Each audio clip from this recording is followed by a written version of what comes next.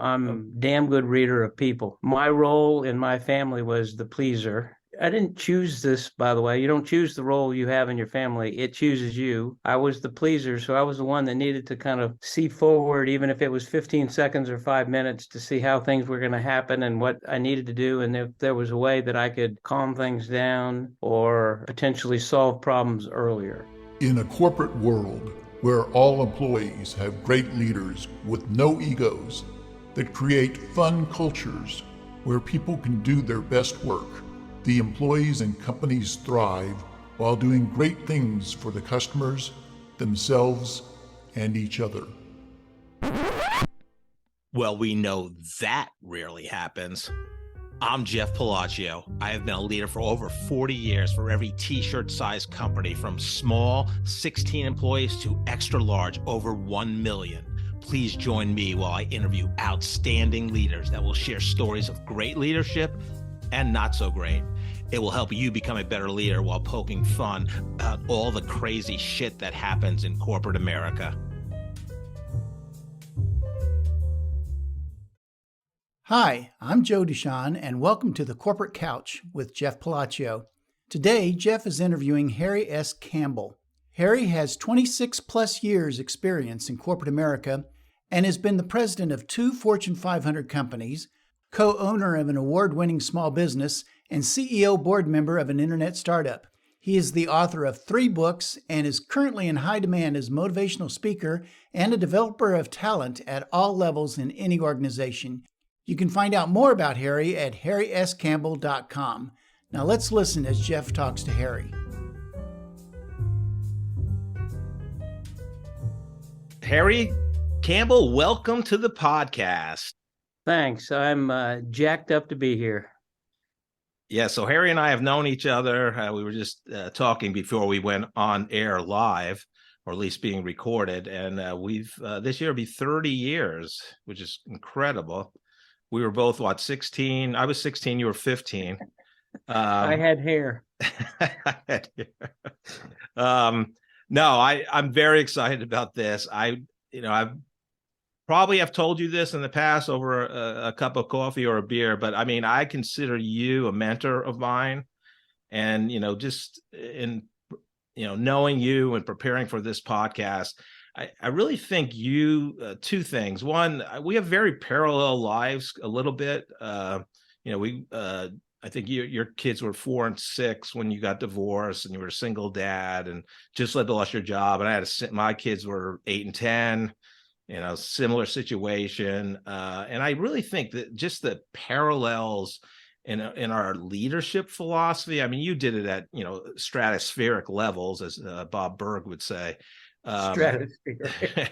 But just every time you say something, and I'll go, God, it's just exactly how I feel about things. And the other thing which I really admired about you, so I started my career in AT&T in application development. I was a software engineer, but AT&T at the time was, it was the big AT&T, 1 million plus employees before everything got disaggregated and broken off in 1/1 of 1984. So, when I worked there, it was like, people had been there like 25 years, 22 years, 29 years, 31 years. Like, they knew to the day when they were going to retire, and as we talked about previously, like, I think we're the first generation to go through, like, we knew we didn't have a job for life at the same company. So safe to say that probably. But the one thing about AT&T was very kind of collegial, like people got along. There wasn't any sense of, kind of territorial type A personalities. And then when I went to Sprint, which I went there probably 3 or 4 years before you did, I mean, it was crazy. Like, it was all these type A personalities running around, and who could, you could build bigger, fiefdoms and all this stuff. And, we always called, or I never did, but we always called business partners like ad agencies or our loyalty marketing program partner vendors. I'm like, vendors are the ones that supply your paper towels in the bathroom. Like, these are strategic partners. We can't treat them like we just treated them poorly. But long intro to, you were the first person that I thought, oh my God, you are authentic, and you care about people, and you're a nice guy, a nice person, which and you were funny. It was you. You're right. Whoever has that quote, be you, everybody else is already taken. But that's the first time I saw somebody at a really, a higher level than me. I think I was a group manager probably when you started. I was like, God, this guy, I love this guy, so I appreciate, I don't know if, like I said, if I told you've been a mentor of mine, but definitely. And, spending time with you is always a learning experience, and I come away smarter. So thank you for that. Let me give you a little perspective on that. First of all, I wouldn't say I'm stunned that you said that, but I'm flattered is what I would say. And I don't try to do that. That's just the way my operating style, my brand, my personality, that's the way I play it. Authentic is me. My books that I've written are about being real, and I pride myself in that, because I think that goes a long way toward being more productive as a team. But the reason why I had a lot of these attributes was because I grew up at Procter & Gamble, and I spent the first 7 years of my career in marketing. They called it brand management, but it's the same thing. You're general managing the brand, but you're spending the marketing dollars. And P&G is an amazing environment, incredibly smart people that are very driven, but it's not competitive. It's actually collegial. And that is very hard to do, to have that many alpha males and females under the same roof, but still get along, share each other's ideas, sometimes copy each other's ideas with permission. And I learned to operate that way, and I loved it. When I came to Sprint, it wasn't that way. It was a bit of Somalian warlords and not nearly as organized. But in reality, what I did was I decided I was going to continue to be me the way I am. And I didn't stand out at P&G. I don't mean that in a bad way. I just was relatively similar to a lot of people that were there. And at Sprint, I did stand out. And I think that made a difference in my career. Yeah, 100%. So I like to start with like two questions I ask every guest. You and I know each other, but since it's Zoom, I see you have your Head for the Cure Foundation shirt on. But what are you wearing underneath the desk? I've got sweats on and really old running shoes. Perfect. Those weren't the shoes you set the Vanderbilt 10K record, is it? No, those are long gone, but thanks for reminding me that I used to be a runner.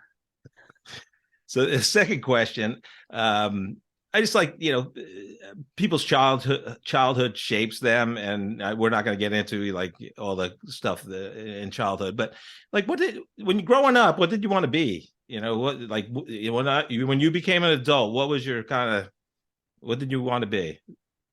I have a very straightforward answer for this, and you're probably going to be surprised, is I had no idea, and I never paid attention to it. I grew up in a alcoholic house, and so planning was not something I did. And as a result of that leads me straight back to the answer that I just gave you. What I decided was I was going to take today and try to figure out how I was going to do as well as I could with it. The other thing I do is I pride myself on treating people extraordinarily well.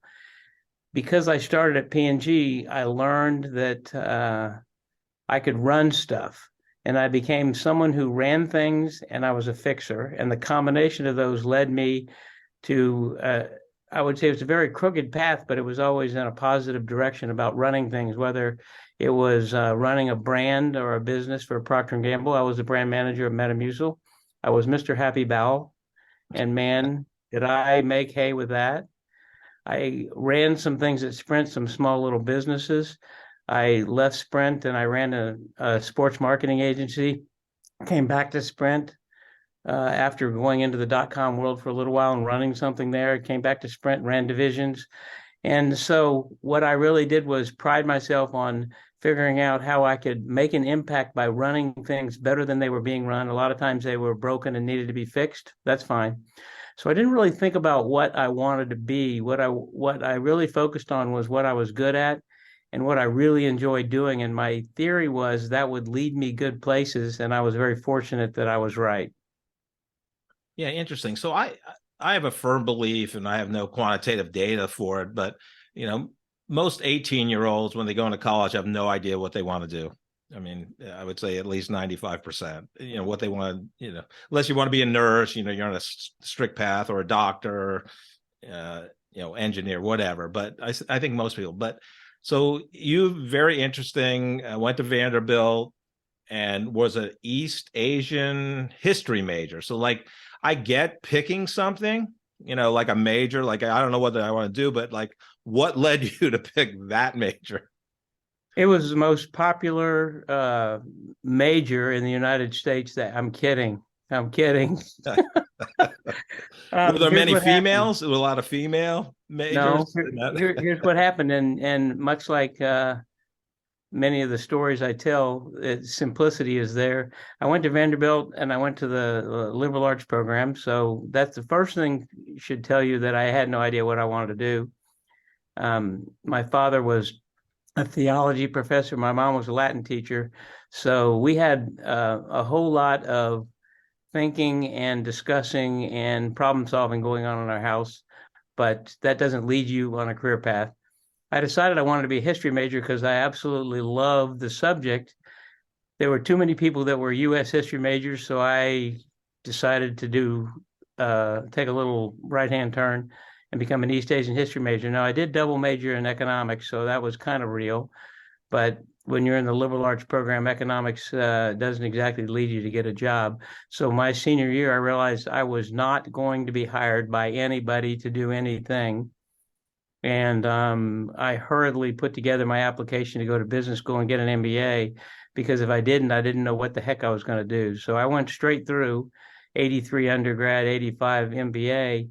And I honestly believe that if it wasn't for going to get an MBA, I would have been jobless, and Lord knows what path that would have gone down.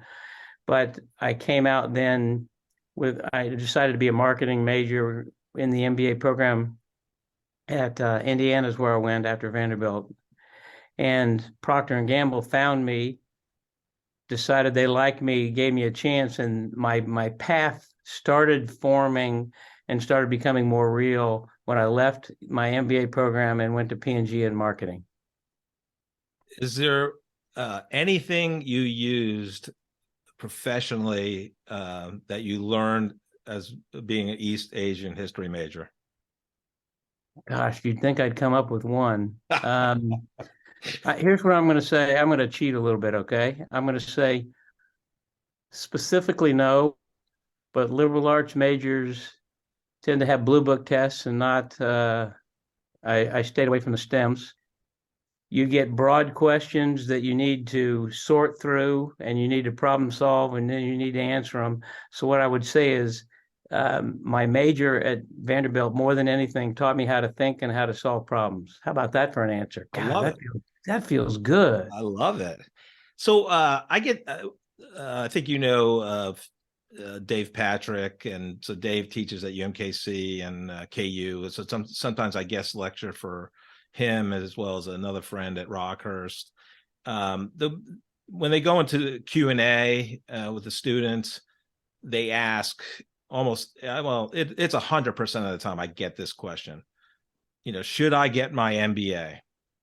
So I would like to hear your answer to that question. I'm just curious that you went right from college, and I understand why you did it, but what do you think today in today's world? I have a very straightforward answer for that. It completely depends on the individual. I've already explained why it was almost critical that I did it, because it opened up my eyes to career paths that I didn't have as a liberal arts major. So the answer is yes. Should someone go directly from undergrad to grad? I think not. I did it, and by the time I graduated in 85, and maybe even by 86 or 87, MBA programs were requiring work experience, and they probably do the same thing now. Maybe out of a class of 300 that comes as an entering MBA class, a handful will have come from undergrad, and they will have already started a software business, and they have charitable work. So they've got something special about them. So I would say everybody's different, and everybody needs something different from the experience. I treated it like years 5 and 6 of college. That is not the best experience you can get from an MBA program. It's better if you've worked 4 or 5 years, you were an accountant, and I'm making this up, and you want to change career paths. Maybe you want to go into finance, but you want to be in investment banking. One of the best ways to do that is to go back and get a degree like that, because you can be around other people that have done similar things. It gives you more contacts. You probably have an incredible placement program. You got internship opportunities. So it really gives you an opportunity to branch out. And so I'm a huge fan of the MBA degree by itself, but I think it needs to be modified how you approach it depending on the person. Yeah, thank you. Yeah, it's interesting. It absolutely does depend. I just think I think, again, my opinion, your mileage may vary, but I think in the 80s it was looked at as more prominent to have those 3 letters, but I don't know. That's just and I did hire on AT&T, and I went right to work there, and then but they paid for my MBA, so I went at night. So it took me 3 years to get it, which I was in no hurry, but they paid for the whole thing, and I got it. But I think it meant more then. I don't know. I never really thought of it this way before, but this is right off the top of my head. One of the reasons why I think it's not as important today is because there are more opportunities to be involved as starting a business or joining a 3-person business and being in the world of entrepreneurship. And in reality, I think you can get an MBA by trying to run a startup business or being involved as a founder just as easily. You may end up going back and getting an MBA later. Don't know. Depends on the trajectory of the business.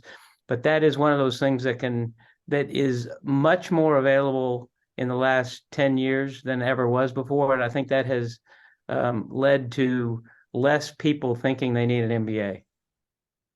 So in terms of your career, Harry, so P&G, I mean, and you were based in Cincinnati, where the headquarters is?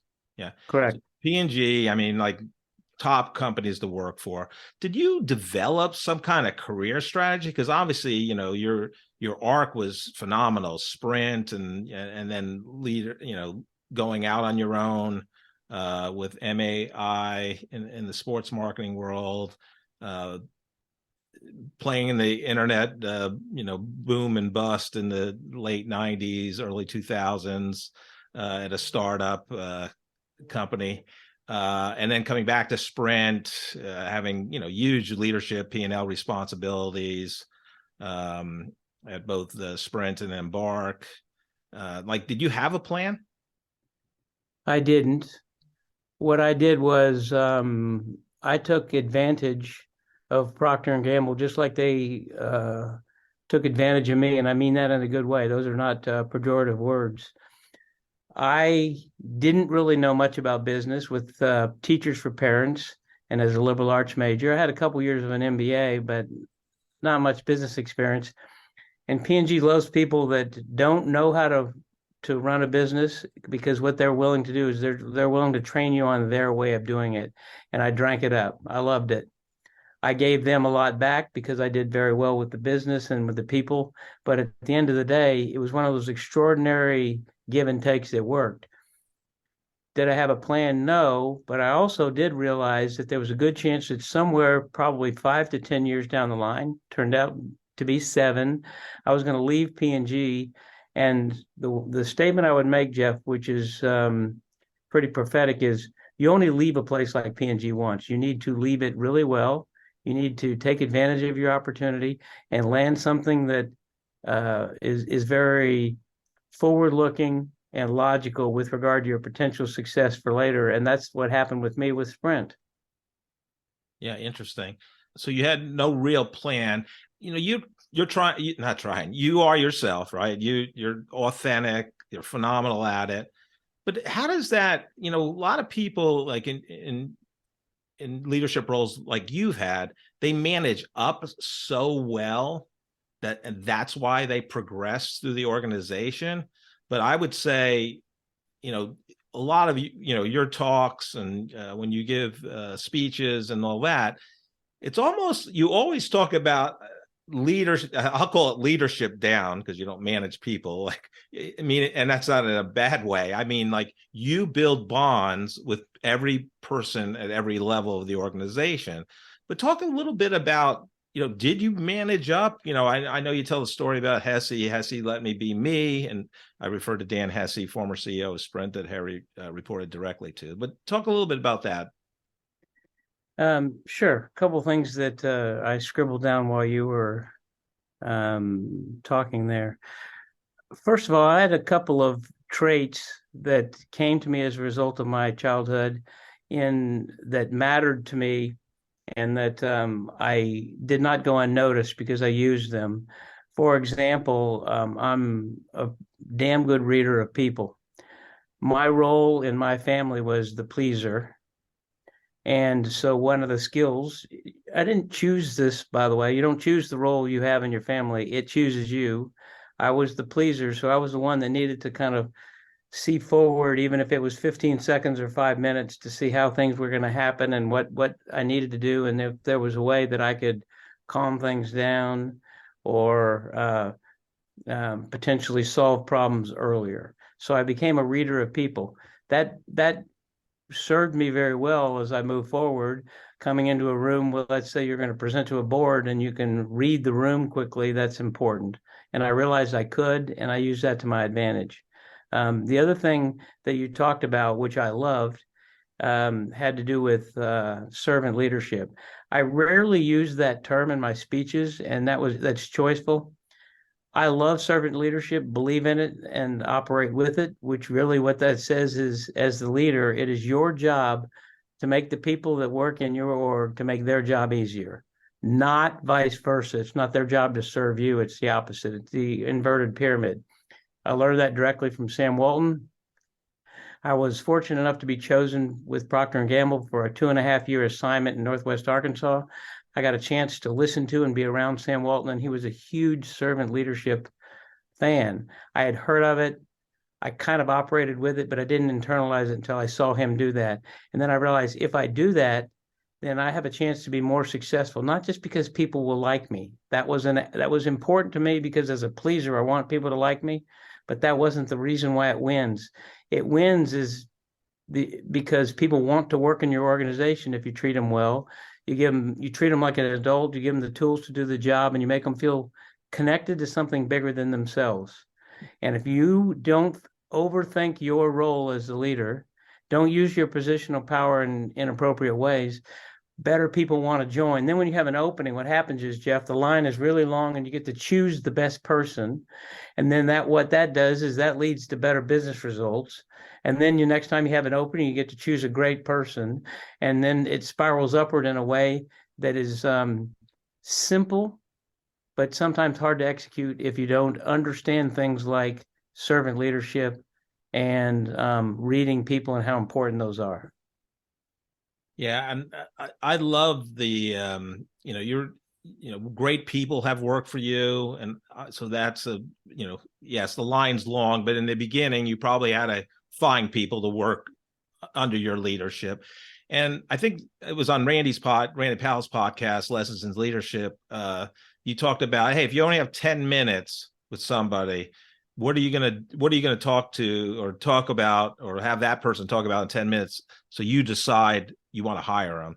If you only have 10 minutes. And I don't know if Randy just answered that or you did, but I'd love to hear your thoughts on that.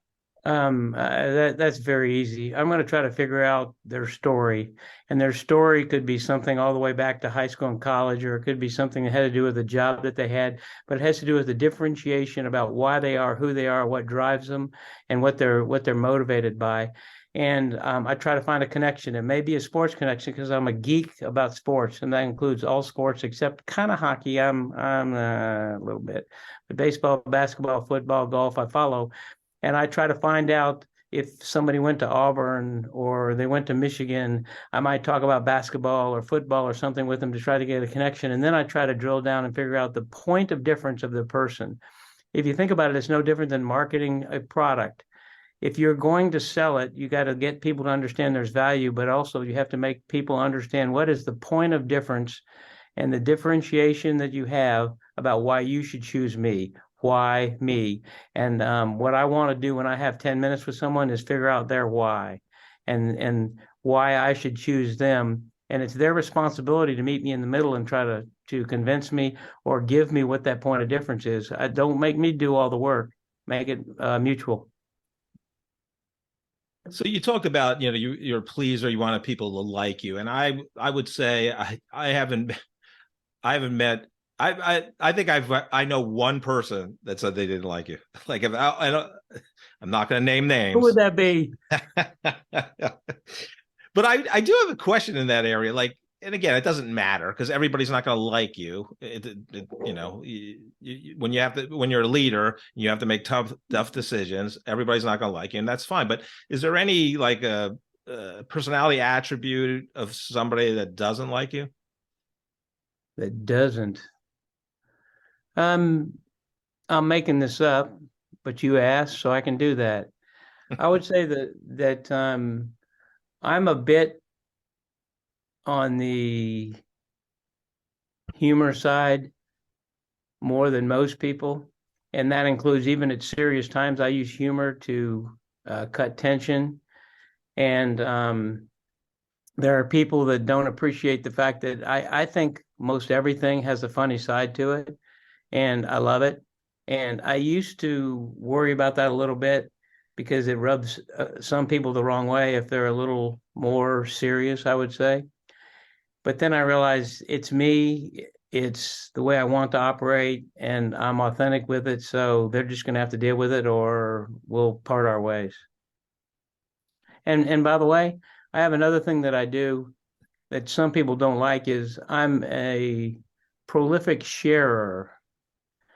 One of the things I realized when I had big jobs at Sprint and Embark was that a lot of times people need to know where I stood on an issue. And I got over that real quickly by basically sending my distribution list and or my copy lists on emails to more people than you can possibly imagine. And inevitably, I'd have one person on my lead team that made them flinch because they were a little bit of an information hoarder. Because if you're the higher up in the organization, the more likely you have to have information that you don't necessarily want to share. I love to share it because I want decisions to be made fast. I want bad news to travel fast. I want people to know that I'm willing to engage with them on it if they want me to. If they don't, that's fine. But at the end of the day, what I really want is I want there to be no question where I stand so that if we can make a decision 30 minutes or 3 days quicker, let's go do it. So I remember you saying once that I think it was an Embark. You had 4,000 people under you, and you basically told anyone in your organization to email you if they had anything they had a problem with or had something to share. And so you basically, that's the kind of open door policy times infinity almost, right? I mean, that's so. I'm just curious. Like, I love it.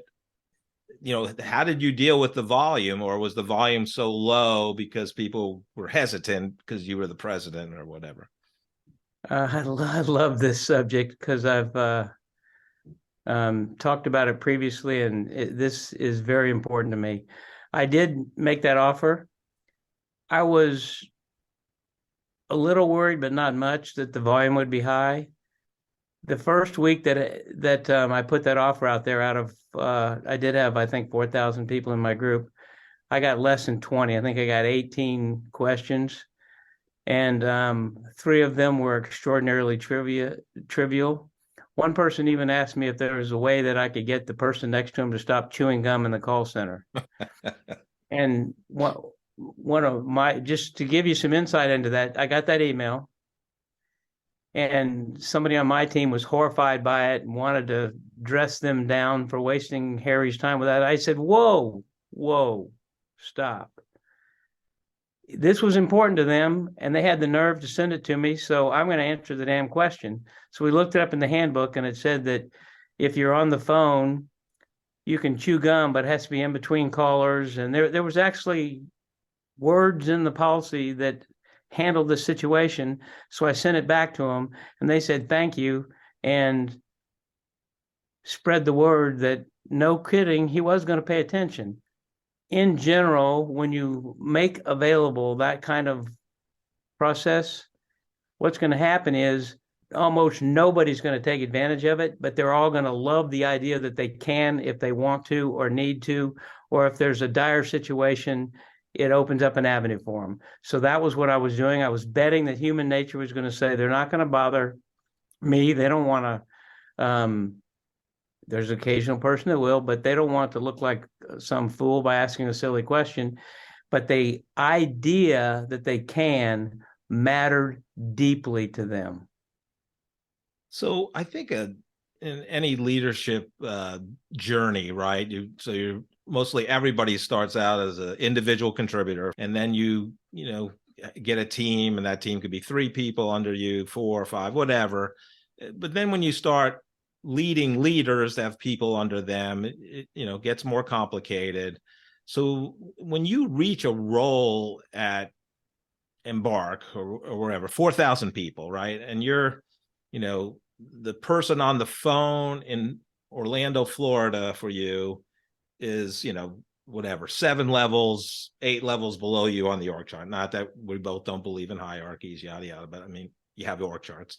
So like, how do you, and I don't know if you've ever spent any time in any job of yours where you actually took customer calls outside of, working with somebody when you're, trying to learn, but, like you never did that job before. You never ran a call center before. How do you build relationships at that level? And and the second part of that question is, since you never experienced that from a work, you never did that work, how do you handle not being an expert in that area? Both these are very easy to answer. I've probably answered them out loud and or to myself many, many times, and it's very straightforward. I treat everybody as if they're my equal. That sounds like BS. And the first time people hear it from me, they're like, yeah, right. Well, I will tell you, it doesn't matter to me whether you're a secretary, if there's such a term, or an admin assistant, or whether you're the president of a partner company of mine. I'm going to treat you the same way. Now, we will have different discussions. I get that. But at the end of the day, there is no reason for me to judge other people or to feel better than them. And this comes from growing up in an alcoholic family. You could say, what an advantage to have that point of view, because I don't have to try. It's what I do, and it's the way I learned over the first 18 years of my life. So that made it so that people felt very relaxed and comfortable around me. Then the other thing I would say is, I am the first person to tell you, I have no idea what you're doing. I've never done it before. I have worked in a retail store, and I've worked as a server. That's the closest I've come, but I've never worked in a call center. But I have double jacked in a call center, which means I put the headphones on and listen to the person next to me, and I hear how they're solving problems and communicating. And then I have a discussion with them, not about the specifics of what they did with the customer, but about their problem-solving communication skills, their empathy skills. And those are the things that I think I can bring. But I never make the mistake of thinking that I know more about that job than that person doing it, and it made it easier. And that comes back to positional power. I've talked about it previously. If you have the positional power, you can use it, but you should use it very, very carefully and deliberately. I'm going to give you one time a year you can use it.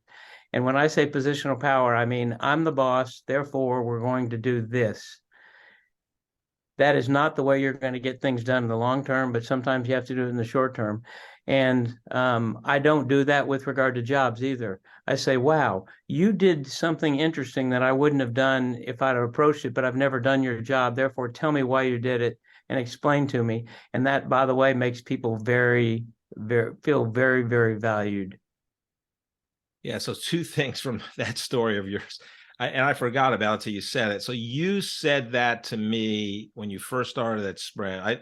I know I was an early morning person at Sprint. I believe you were too, like 6 a.m. or whatever. We were in there early. And, CSG advertising marketing was a very later arriving crowd.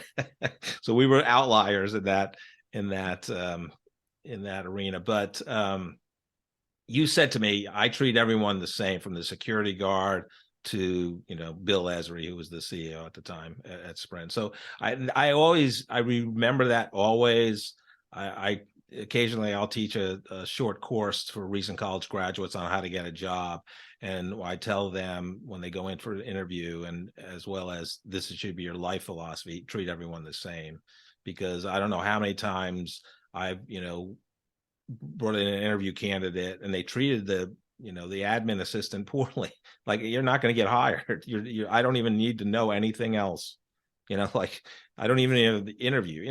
Most of the times I would find out afterwards, but I would always ask, how did that person treat you? When he or she came in the door, were they responsive? They treat you with courtesy. And if they didn't, that person was not going to be part of the team. Jeff, twice in my career, I've gotten specific feedback from administrative assistants, and they were about 5 years apart.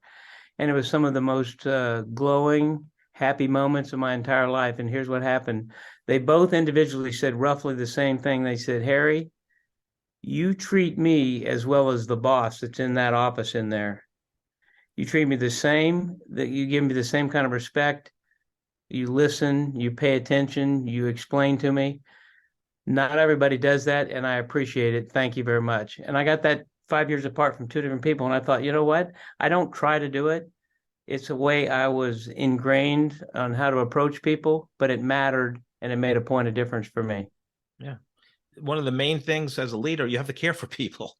So if and you just show you care, by treating them with respect. So the other story I have that I just remembered also is, this is the days of conference calls, and I think I needed something from you. So I went to your desk, office, and I peeked my head in. You were kind of finishing up a call, and you just, you gave me the, hey, wait a minute, just wait right there, signal with your finger. And then I walked in, I either walked in or was on your front door, your office door. I can't remember which one, but it was like the last 20 years of Final Four teams. I go here, and this was before internet. Like, you weren't looking this stuff up. I mean, like, I was on a conference call. I got a little bored, so I started. I'm like, yeah, that's pretty good. That's very me. I got bored. I needed to do something, so I started writing down all Final Four teams. This was pre-internet, pre-Google, and I was pretty damn proud of it. I had a few blanks, and that kind of irritated me, but I did darn well. I know. It was incredible. Another little behavior of yours, and I know people that know you and meet face to face. I have to share this because I just saw something on ESPN that reminded me of you. So, we're meeting, you and I are sitting down for coffee, beer, whatever. Your leg is constantly shaking. I don't know which one it is, but so I'm watching Bill Belichick interview Nick Saban.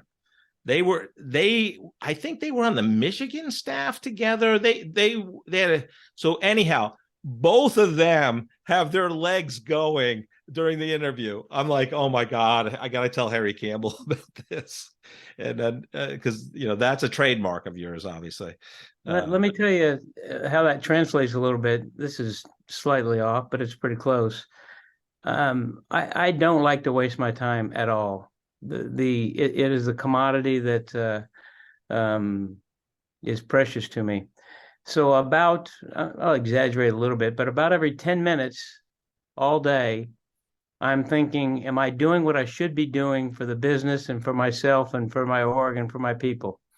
And if I'm sitting in a meeting where we're not being productive or it's not being run very well, my legs start shaking more and more and more and more. My team around me would start to realize, we're going to lose him pretty soon. he'll never be mean about it, but he's going to politely try to figure out how he gets somebody to interrupt the meeting and drag him out, or he's going to say that he forgot something and he's going to leave. So if we need him to sign something, we better get it in front of him right now. And what I like to do is say, I'm going to give you a whole bunch of time back because we're going to cut our meetings down in about half because we need to talk faster. We need to discuss things. We need to get to the point quicker, and then we need to get on with it and get to the next meeting or decision point. And I think, I think you would agree with this. I think what we learned, the training at Sprint in terms of process and, we had the PAL back in the day for each meeting, the purpose, agenda, limits, I think was the L. Or limits logistics in terms of how much time, and it made people at least help them prepare because you had to have a PAL for each meeting. And a lot of things I learned from Sprint, and we had the TQM, total quality management training. I used for years. I still use today, which I thought the training there was phenomenal. A great book on meetings is Read This Before Your Next Meeting. It's about 80 pages. Seth Godin promoted it or blogged about it in his blog post years ago when that book came out. But it's a phenomenal book. It's because most meetings don't need to occur, right? They're just updates. You can send out a Word document if you have an update on project. That's exactly right. I love meetings where you brainstorm, you think, you resolve problems, brainstorm new ideas, solutions. Those are great meetings, but being in corporate America, it's sometimes we get over meetinged. I would implore upon my assistant, Susan Everett, who was just an absolute gem. She stayed with me in a bunch of job moves, which I think was more of a statement on her than me, but in a good way. And I would try to keep a third of my day as open. And that's not easy when you get a high up job in a big corporation because meetings tend to come flooding forward. But I would have quite a bit of time open, and I would do something that I saw Sam Walton do and I loved, and I'd never heard of it before I met him, the MBWA, Management by Walking Around. Mm-hmm. And I felt like that was just precious time because then I'm meeting people, I'm asking them what they're working on. Is there any way I can help? I'm memorizing their name. I see it on their cube. And then I associate with their name with them directly with them, and I love doing that. And I came to find that was as productive as I could have it be, particularly because it made me happy, and it made other people realize that I was trying to stay engaged and trying to stay out of meetings, which is my goal in a lot of instances. So, what companies outside the ones you've worked for do you really admire? Wow, I love that. I have three that come immediately to mind: Costco, Quick Trip, and then I'm going to flinch while I say the third one, which is Southwest Airlines. I think they're either half or completely dropped off my list based on their problems they had over the holidays. So I'm going to focus on Quick Trip and Costco because I do love Southwest, but wow. I think their lack of focus on technology crushed them. Their culture is awesome, but oops, the logistics no. So let's go talk Costco and Quick Trip. The reason why I like those two is because they're in nothing industries. Costco is a concrete slab and they sell stuff off of it. Quick Trip is a convenience store. They're both extraordinarily good at doing what they do. They're very profitable. Their cultures are awesome, and they pride themselves on treating their people extraordinarily well, and it comes through. And I love to see things that can be surprising. Do you really believe that Quick Trip can make a convenience store a destination for people from a career standpoint? Well, they do it. Costco does the same thing. The people that work there are happy. Are there exceptions? Of course there are. Welcome to the human race. But at the end of the day, I love that. And so I love to see people that operate well, but pay attention to people, because people are the ones that operate well. And therefore, if you get the right people with the right attitude, you're going to get your processes reinforced and you're going to win versus your competition. Yeah, I love the Quick Trip chicken taquitos. Unbelievable. Very, very big fan of mine. I love them. And then I actually bring a change of clothes in my car at Costco so I can go around the sampling bins twice now. I'm joking about that, everyone. But I will say the Southwest, the Herb Kelleher story, how he started on the napkin and all that, and Dallas, San Antonio, Houston, I think was the 3 points, the point-to-point system that they started that hurt them during their technology issues. But something you said about P&G, and I always remembered this about Southwest. Southwest didn't want anybody from Delta, United, American, whatever other airlines. They wanted to teach them, just like the P&G people wanted to teach them the Southwest way.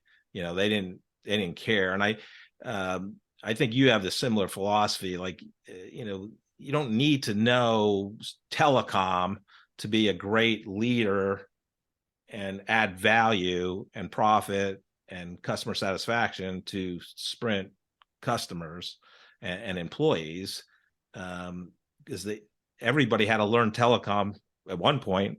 So just because you came from P&G and we're in a shitty business with Metamucil didn't mean you couldn't learn another industry, which I find it crazy. And I think ad agencies they're just known for, like, you have to have ad agency experience to work for an ad agency. I'm like, why? It makes no sense. I learned that in spades by growing up at Procter & Gamble, because about every 18 months they move categories. So you work on toothpaste, and then you work on mouthwash, and then you work on a laxative business. And they don't think twice about moving you. The theory is if you're good and you're an absorber and you really understand what you need to do, over the first 3 or 4 months that you're in a new business, you'll learn the category. You'll learn the competitors, the distribution strategies they have. You'll learn their price points, and you got all that. What P&G wants to do is they want you to bring your skill set to the new job and the new category, so that you can solve problems maybe in a different way, maybe better. So that what they want to do is they want your communication skills, they want your problem solving, they want your strategic thinking, and they don't really give a damn whether you work in the category or not. And I went from being the brand manager of Metamucil to being a director of marketing for a telecommunications company, because Sprint looked at it and said, this guy has a skill set that we can use in order to help us win. And I love that thinking. I never worry about specific industry or company experience when hiring. I look for skill sets and attitude and grit. Yeah. Did you work directly for George Rodriguez, right? I did. He was my hiring vice president when I came into Sprint in 1992. Yeah, George, he was he was the antithesis of type A. He was very laid back, which was good. George was a good guy. Hey, talk a little bit about, I love your exercise, the 7 words. So talk a little bit about that. This is fascinating. This is very Harry Campbell, because it's dumb damn simple, but it's effective. When I showed up at Procter & Gamble in 1985, all they did was talk about brands. P&G, you're hard-pressed to find P&G on a label. It's a manufacturer. It's not a brand. They sell Secret, Tide, Charmin, Crest. They sell brands, and what they want is they want brands that are enduring and stand for something. So when you go and if you're at a store and you're at the category and you pick it, you want to have your brand stand for something. And I realized at that point that I had a brand.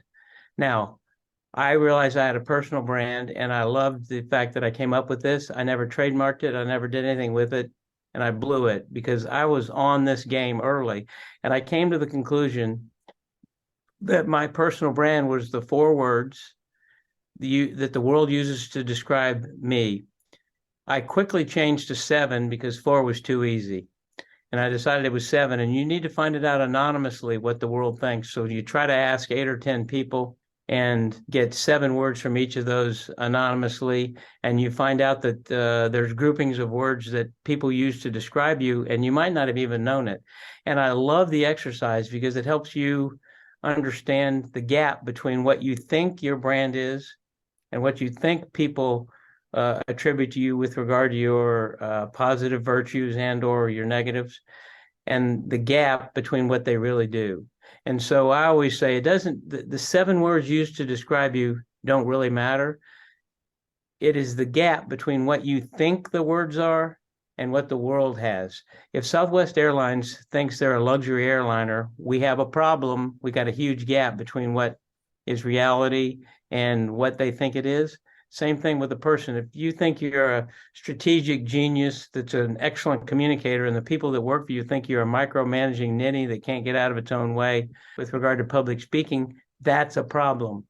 In my first book on Get Real Leadership, I talked about leading yourself being the foundation of success with regard to business. And to lead yourself, you need to understand your personal brand. So on my website, harryscampbell.com, there's a little tool at the top that calls 7 words. It helps take you through the exercise of finding out anonymously what the world thinks of you and what your brand is. It costs nothing. It's free. If you want to do it, go do it. Just don't complain to me if you don't like your words. But it's one of the most powerful things that I've done. I did it, and I wrote it down in the book in 2012. I've been using it for 30 years, maybe 40 years, personal brand. But I love it because it is a great start for people to understand who they are and then start to realize why other people react to them, maybe why they didn't get a job. It may be one of those most important factors of all for your career success is to understand your personal brand. And as a marketer that grew up at Procter & Gamble, I get it, I believe it, and I need to do it because people have brands also. Yeah, totally agree. I'll never forget, you told me about it, but I didn't go to your website. I don't know if you even had one at the time, and I remember next time we met, I told you about my results, and I said, yeah, I actually surveyed 112 people on SurveyMonkey, and you were like, 112? I recommend 5 to 10. You like couldn't believe it. I said, yeah. I said, half the people responded, and half of those gave me the word, I'm smart. So smart was one of my words. And you just looked at me deadpan, and you said, well, the other half thinks you're dumb. Oops. There's my humor that sometimes gets in my way. It's all good. It's all good. You got to laugh at yourself. In terms of your kind of leadership journey, and I don't know if you want to compartmentalize this to your early leadership and later when you're managing, organizations of 2,000 to 4,000 people, but kind of what were some of the biggest challenges leadership wise that you had to learn? I love it. Great question that I don't think I've ever gotten at that form before, which is one of the reasons why I love these podcasts. Early on, my biggest problem is very, very easy to identify. I was allowing my people pleasing to slop over into the world of me managing. So my first 10 years, if you worked for me and you were mediocre, if you were bad, it was easy for me to deal with. But if you were mediocre, what I did was I tried to do your work. I tried to lift your B- work, C+ work up into the A- category. And so I was doing a lot of grunting and groaning and helping of people because I wanted them to like me, but I knew the work needed to be done. That was not good. I wish I'd have changed it sooner. I didn't, but I needed to work through that because it was my personality trait. So my early leadership was messed up a little by that. I got over it and got by it, and thank goodness I did because it would have been debilitating with regard to my career. The middle part of my career is different. I started getting groups of people where every one of the people in my group were older than me. And that was an interesting dynamic that I had to manage. And what I realized was just to have to be me to let them know, I don't know what you do. I don't know how you do it. I'm never going to pretend to be better at what you do than you are. What I need you to understand is I play a role here in the aggregate of pulling information together, making longer term decisions, and or helping you with your career.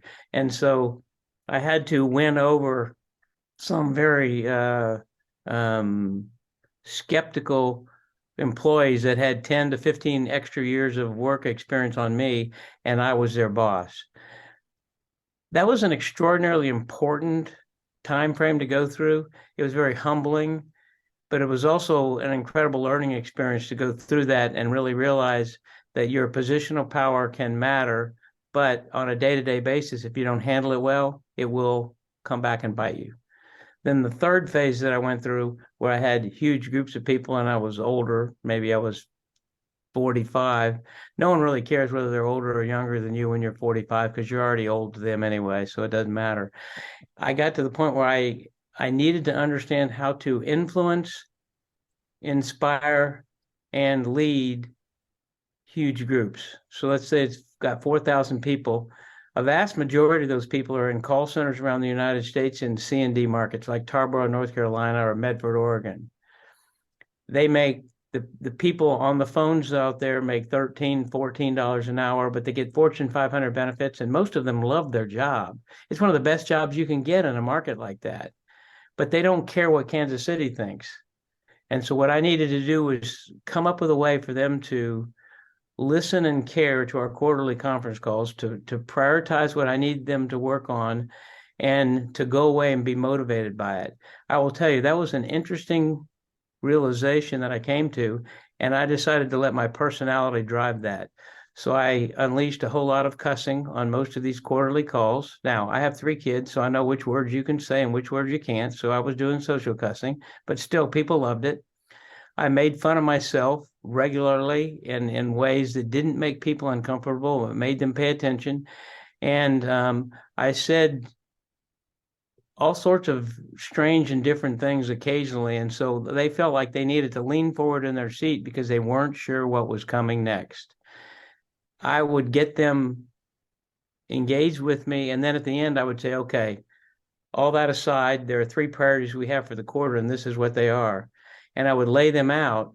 Because they were engaged and they were paying attention, they remembered. And we actually did a little bit of mother-in-law research by going next day to some of the call centers and saying, what are the 3 priorities Harry laid out for you and for the org for the next quarter?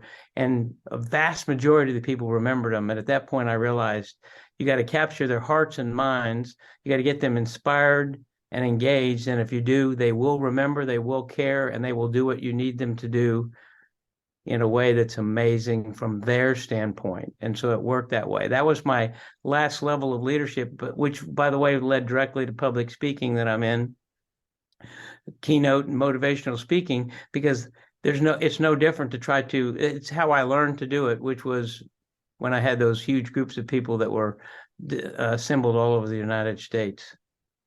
Yeah, I mean, obviously I've heard you and seen you speak, and I think, again, I'm referencing Seth Godin, who I, even though we've never met, I consider him a mentor of mine also. I think he's brilliant. But I remember he said, nobody remembers a bullet on the PowerPoint slide. And I think, your storytelling style is just, this is so spot on, because people remember stories. They don't remember bullets on a PowerPoint. So I think that's, your style is very engaging. So you need a little more energy and passion in your speeches, but other than that, that's the only feedback I have. Ouch. I'm kidding. Yeah, I know you're a big Bobby Knight fan. I believe you still are. I don't know.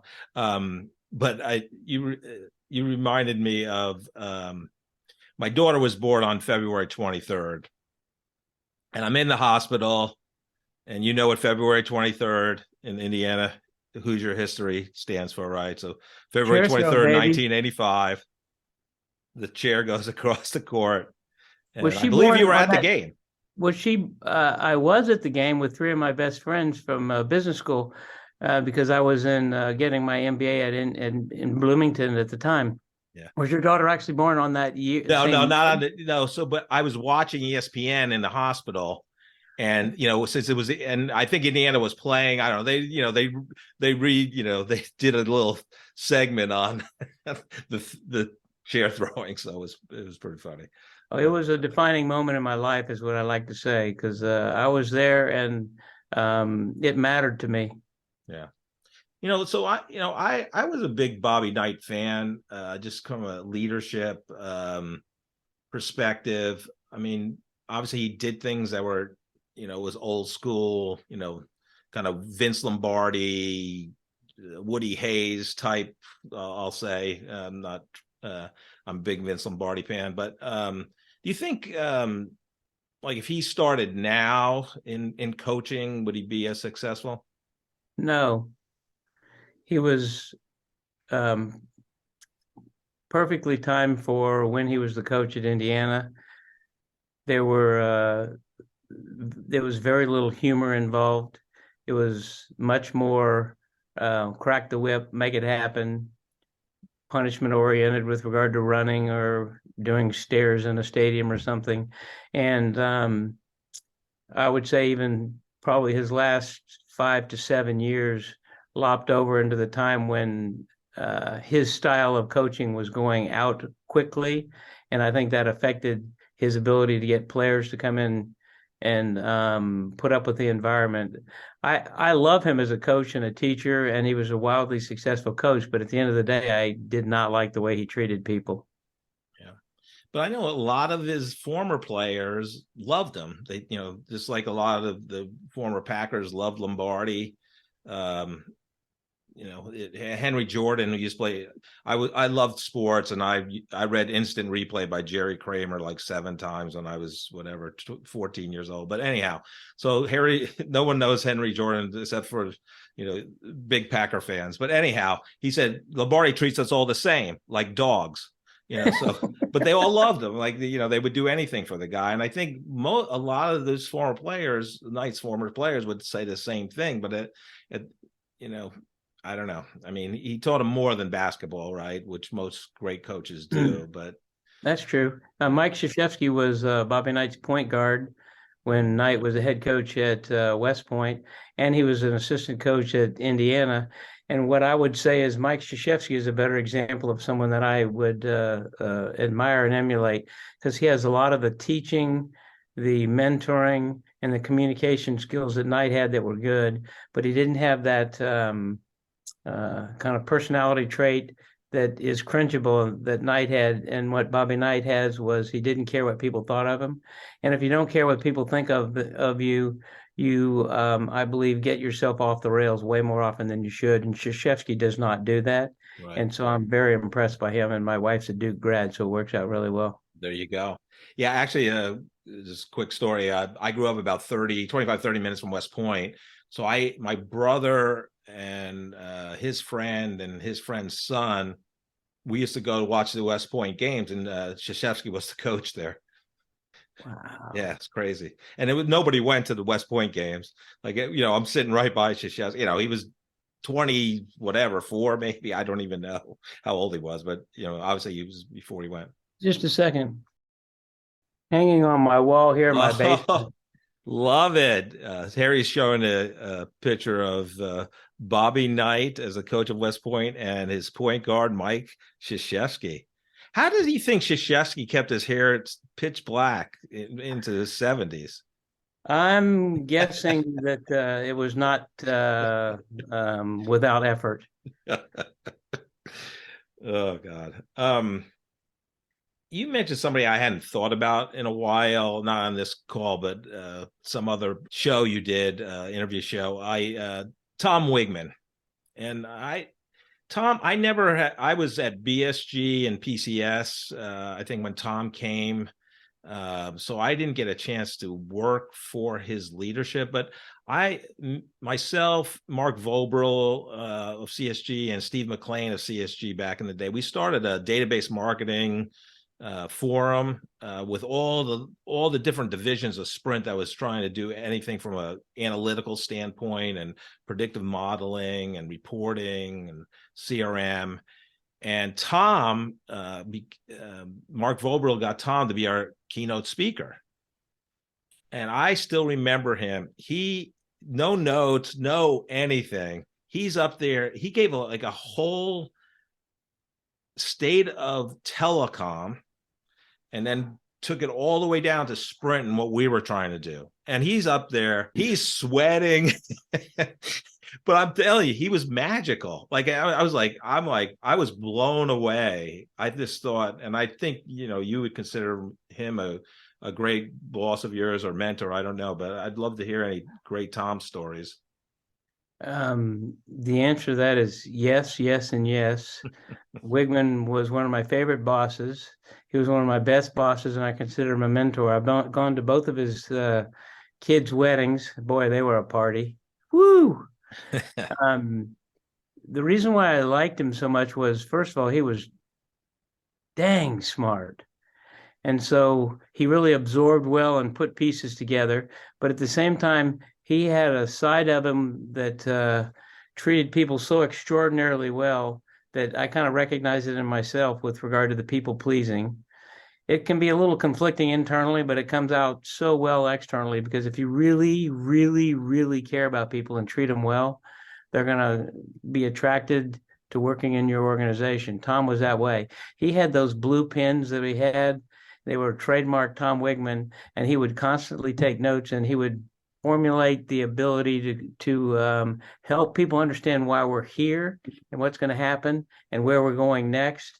And he was just brilliant. I loved working with him, and in fact do consider him a mentor, and just was communicating with him yesterday. That's great. Yeah, he was fantastic. By the way, he grew up at M&M Mars, which had Right. and he had a very senior job there. I think he might have even worked for one of the two brothers that own the business, because it's a private company, one of the largest private companies in the world. And he learned an incredible amount about marketing there, because they were very, very much students of marketing and positioning and messaging, and wildly successful as a result of it. So you talked about party. You don't have to reveal names, but Sprint was a little bit of a crazy place at times. Like, crazy stuff happened, and I want this to be a fun show. So what are some of the crazy stories that you could share that happened under your leadership or amongst your peers in terms of at Sprint or any other company that were kind of fun to share? Oh, I'm not going to go there. I'm going to plead the fifth on that. I will tell you, though, that the one thing I will say is we had the budget to spend on people with regard to kickoffs that were fun, and those things tended to be a blast, because you're trying to get thousands of people energized and motivated. And we also had the money to spend on president's clubs. So if you were one of the top 3% of the salespeople, you got to bring your +1, and you got to go to Hawaii or Cayman or Mexico. And those were a blast, because you got the chance to see wildly successful people letting their hair down a little bit and having fun. And wow, were the stories abound, but we're not going to go there. Yeah. If only those resort hot tubs could talk, right? Oh boy. Harry, I know you do a lot for charity. You've written 3 books, and with your speaking engagements, and talk about Head for the Cure, why it's important to you. Be glad to. In 2004, my wife was diagnosed with a inoperable malignant brain tumor. She did have a craniotomy out in San Francisco to try to remove it, but they were not able to. So they stapled her up, and she got radiation. She's been living with that since. I got a little bit worn out supporting her with words. I'm so sorry. I'm so sorry. Those words. And so in 2011, I started a journey of writing a book so I could give speeches and I could start to raise some money for charity, particularly for brain cancer research. I published the first book, Get Real Leadership, in 2012. I've done 2 since then, one in 16 on culture and one in 20 on mindset. And I do keynote speeches. I do about 20 or 25 keynote speeches a year. I give 100% of my gross speaking fees to Head for the Cure, which is a Kansas City-based organization trying to find a cure for brain cancer. And I also give 100% of my book proceeds. As of yesterday, I have raised $573,000 from those two ventures. I am not famous, so if you're going to have Sarah Palin or Lou Holt or something like that give a speech, you're not going to put me in the decision set. But I have figured out, because of the jobs I've been in, how to motivate, inspire, and engage people, and I'm damn good at it. So roughly $4,000 to $7,000 for a keynote speech. I get a chance to coach and mentor and tell stories about what I think is very important with regard to leadership. The charity aspect of my speaking is just the end result. I get money and I give it away. What I'm doing with my speeches is trying to pass on some of my lessons and learnings via stories so that people understand how I think they can be more successful by operating differently. And I tell you, it's fun. I'm pondering my fourth book. I'm still speaking away. I've got a speech next Thursday and a couple of them lined up, like in Grand Rapids, Michigan, and Tulsa, Oklahoma in the next few months. And I don't intend to stop now because I love doing it. Public speaking is something that, as a skill set, it's one that I keep honing and getting better at, and I love it. But it also helps me support a very important charity, Head for the Cure, with regard to brain cancer research. Yeah, I know, it's phenomenal. And actually, when Robin and I first worked together, we did the Head for the Cure in Corporate Woods, and you and Chris were running it. It's the only time Robin and I have run together. But yeah, I mean, you've been involved in it so long. Matt Anthony, our friend, started it because his brother, passed, and just it's done amazing things. Head for the Cure. So that's phenomenal. Thank you for that. Oh, you're welcome. And it's amazing that Chris is still, I know she's not without her challenges, but it's been an amazing story. So we'll kind of wrap up a little bit, but I'd like to ask you, since I think you were CEO, the first non-medical CEO at Dury Vision for about 5 years, was it? Yes. 5 years. So you retired there, or I should say left there in what, 18, 19? The end of 18. End of 18. So do you miss leading people? Not really. I thought I would miss it. I thought I would miss it more than I do, but after decades and decades, you kind of feel like it's run its course. I'm at a new chapter now, and what I'm trying to do is I'm trying to storytell, engage, and inspire people through my speeches. And so I think if I wanted to change my answer and say, yes, I do miss it, but what I do is I get to give speeches that lead people. They happen to be point in time. Maybe it's a couple of hours. Maybe it's a speech plus workshop or breakouts, but I get to do that. I just do it in a different form. And it's a form that I love, standing in front of somewhere between 100 and 1,000 people and trying to figure out how to simplify my message, how to make sure that people are paying attention, they're engaged, they believe me, and they put into action some things that I think can make a huge difference with regard to their success and the success of the business. And that just gets me jacked up, Jeff. I love doing it. So would you say that's your kind of new sense of purpose after leaving corporate America? Is it that, or is it something else? Actually, I have three pieces with regard to my sense of purpose. And I use that term very specifically because when Chris knew that I was going to retire from Dury Vision, so that was 4 years ago, 4 years and a couple of weeks, I didn't think I was going to go back and run anything else. So I thought, okay, you're W-2 retired. What are you going to do? And she kept saying, as long as you have a sense of purpose, you'll be fine. And I do. And the sense of purpose really has to do with passing on learnings and understandings and stories that make a difference with regard to people and businesses.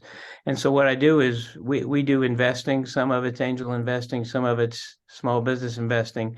And we do that because we bet on people. We think people that have a good idea, we'd like to be involved with them and engage with them. So we do that. It's not a full-time job, but it's very fun. And we have 4 or 5 companies that we're involved with in Kansas City. The other thing I do is I do mentoring and coaching, but I'm going to laugh about this one. And you're going to think this is very hairy.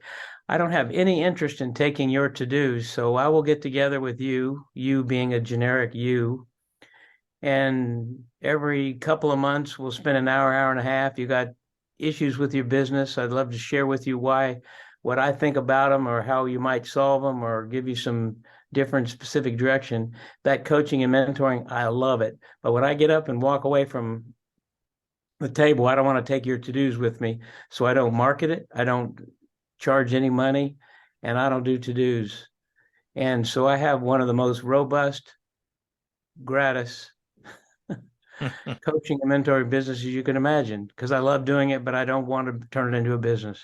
And so when you say you don't take any the person's to do's, you leave the meeting and you're done. I'm right? done. Yeah, you're not until the next time we meet. Yes, Yeah. I'm done. Okay. And Yeah, the beautiful thing is, when I don't charge anything, I'm allowed to do that. And then, so I've talked about investing, and I've talked about mentoring and coaching. And the third thing is the speaking. And the speaking is what I love, as you said, because I'm inspiring, but I'm also leading. And I like the way that's framed. But also, I'm helping Head for the Cure and showing my love for my wife, and trying to find a cure for this dreaded disease. So when you cobble all those together, what I have is I have a very fun and interesting life, but it's just completely different than when I was running big groups at Sprint, or even running Dairy Vision for 5 years. Yeah. I mean, I think you named 3 things at least, maybe 4, but it's like the trifecta. You're just so win, win, win, win for everything that you're doing. So that's phenomenal. Yes. Last question. I'm hoping some younger viewers tune in, and I'm always very empathetic about any job seeker, but really empathetic for people graduating from college and ready to enter the workforce. So what advice would you have for an upcoming recent college graduate about their professional career? I'm going to pull a brilliant move. I'm going to go straight to my book, Get Real Mindset, that I published in 2020. And I'm going to answer the question directly with that, and tell people, if you can find it on Amazon or on Kindle for $10, it's worth it. Here's what I would say if you're coming out of school. 3 things very specifically with regard to mindset. Be an attractor. Be one of the people that people want to be around. Be someone that people want to spend time with, and they want to be. If you do that, the opposite of being a repeller, what happens is you get the opportunity to choose your friends. You will learn more. You'll be engaged. You'll be vulnerable. You'll share info. You'll swap stories, and you'll be better off. So be an attractor. Think about what it means to be an attractor in a way that's healthy and productive. Second of all, in my book, I talk about embracing the crookedness of life. By the way, have a plan, but realize that tomorrow the plan could go awry. You might just have a flat tire and miss a meeting, or something may happen health-wise. I have no idea. But you don't just think about the idea that the plan is going to go awry. Embrace the change and crookedness, because the people that embrace change and have resilience and grit win in life and business. And then the third one is live to learn. Find out podcasts that you can learn from, read, talk to people, engage with people that are not in your own echo chamber. They're different than you, and pay attention to them and learn from them. You don't necessarily have to take their beliefs, but you need to understand where they're coming from and why and how, because that expansion of your mind enables you to move forward again and again, and have the potential to be a much better person, a better business person, and a winner. Great advice. I love it. I have a great podcast for people to learn. That's the Corporate Couch, hosted by Jeff Palacio. Harry, thank you so much for being a guest today. I really appreciate you, and thank you for helping me be a better leader. You are very welcome. I am honored to be one of the first in your podcast series, and I really, really treasure our relationship. I've known you for 30 years. I've thought nothing but positive things about you over those 30 years because you have delivered in ways that I can't even possibly imagine. You've led people and you've helped us win in the business world. And I thank you for that. Thanks, Jeff. Thank you, Harry. Have a great afternoon. What a fantastic episode with Harry Campbell. Just the leadership he has shown throughout the years, and one of the most authentic leaders I have ever experienced. And I love that he was an East Asian history major in college, but just a phenomenal person. Joe, you knew Harry a little bit at Sprint. What was your biggest surprise? One of the things I'd tell you that struck me was the fact that Harry could be such an incredible leader and an executive for his entire career. And then at the very end of the career, and yeah, it was kind of thrust upon him by the situation with his wife, but at the end of the career, he makes a decision and says, I'm going to give back to society. And so I'm going to work for the Head for the Cure Foundation and give all of his profits to that organization. It's just a great testimony of how executives can say, I've gotten so much out of life and so much out of business, I've got to give some of it back at the end of my life. And I love that about him here. I didn't know that about him before then. Yeah, I knew him at Sprint, but I had no idea that he had all that in him at the time. I think that's wonderful. Yeah, I mean, to have donated, I believe it's over $573,000 is just incredible. I mean, just a genuine, authentic giving person. So, Joe, any last thoughts on leadership? I'm always reminded of the great words of the great Michael Scott, when he said, make friends first, make sales second, make love third, in no particular order. Thank you so much for listening to this episode of The Corporate Couch. If you enjoy the podcast, I would love for you to take 2 minutes out of your day to rate us 5 stars and write a review. Please join me next week to learn from another great leader sharing their professional journey and insights.